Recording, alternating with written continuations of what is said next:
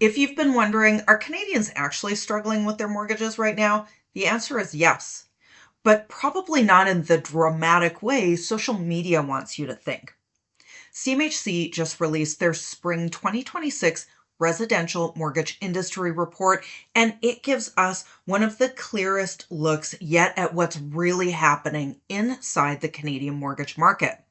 I've pulled out the main topics we're going to talk about today, including why mortgage delinquencies are climbing, why Ontario is getting hit harder than BC, why variable rates are suddenly making a comeback, and why lenders are quietly getting more nervous behind the scenes. So let's break this down. Hey, Becky Perro here, independent mortgage broker. Yes, I voluntarily read CMHC reports so you don't have to. The biggest thing happening right now, well, 2025 was not really about people buying homes. I mean, we know that. It was about people renewing mortgages. That was the dominant story in the mortgage market. A huge number of Canadians hit renewal after getting ultra low rates during the pandemic. And many of them renewed into much higher payments. Now, the interesting part is this. CMHC says the renewal cliff everyone was terrified of actually held up better than expected. Most borrowers managed the payment increases. That does not mean it was easy. It just means most people adjusted, cutting spending, extending amortizations, reducing savings, consolidating debt, or just hanging on tighter financially. Basically, Canada entered its maybe we don't need takeout tonight era. Now, here's where the report gets more serious. Mortgage delinquencies are increasing across Canada. A delinquency means someone is more than 90 days behind on their mortgage payment. Nationally, the rate increased from 0.21% to 0.24%. Now, that is still historically low, but the direction is what matters, and the pressure is not evenly spread across the country. Ontario is seeing the biggest stress. Toronto mortgage delinquencies jumped 45% year over year. BC also saw increases. Vancouver was up 31%, and the Abbotsford Mission area was up 32%. Meanwhile, some cities actually improved. So this isn't a nationwide meltdown.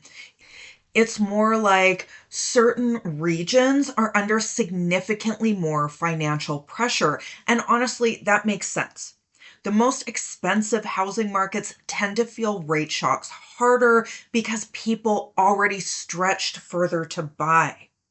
One of the most interesting parts of the report was actually not mortgages. It was credit cards, lines of credit, and auto loans. Because CMHC points out something really important. People usually miss other payments before missing their mortgage. That means rising credit card delinquency can be an early warning sign for future mortgage stress. And those non mortgage delinquencies, they're climbing. Not exploding, but they're climbing.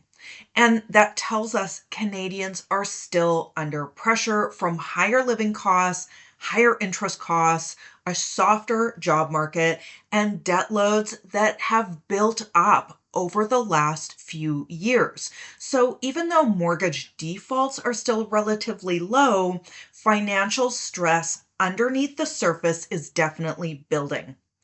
Think of it like the check engine light is on, but the car is still driving. Now, this part is fascinating, at least I think so. Variable rate mortgages are becoming popular again. In February of 2026, variable mortgages became the most popular mortgage option among newly extended mortgages. Why is that? Well, variable rates actually dropped below fixed rates again, and that changes borrower psychology fast. A lot of Canadians didn't want to lock into a 5 year fixed because rates are uncertain, the economy is uncertain, and people are hoping rates eventually fall further. So instead, many borrowers are choosing shorter fixed terms or variable rates.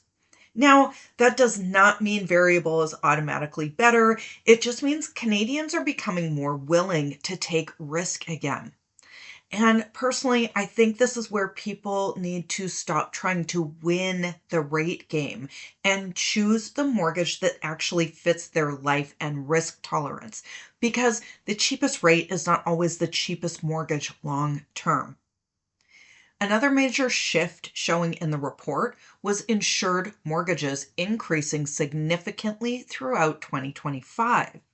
That happened because the government loosened some mortgage insurance rules, including allowing 30-year amortizations and increasing the insured purchase price cap from 1 million to 1.5.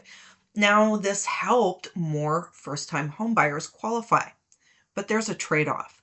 Longer amortizations lower monthly payments, but also increase total interest costs over time. So, yes, it improves affordability today, but it can also keep people in debt longer. So, what's the overall takeaway from this report? Canada's mortgage market is definitely under pressure, but the system is still structurally stable. The biggest risks right now are employment weakness, ongoing renewals, high household debt, and borrowers running out of financial flexibility. But at the same time, delinquency rates are still historically low, and most borrowers are managing renewals. Also, lenders are still generally well capitalized. So this does not look like 2008 in the US, but it does look like Canadians are entering a period where mortgage decisions matter a lot more than they used to. And honestly, I think we're moving into a market where strategy matters more than chasing the absolute lowest rate. So, are you leaning fixed or variable right now, and why? Because Canadians are definitely split on this one.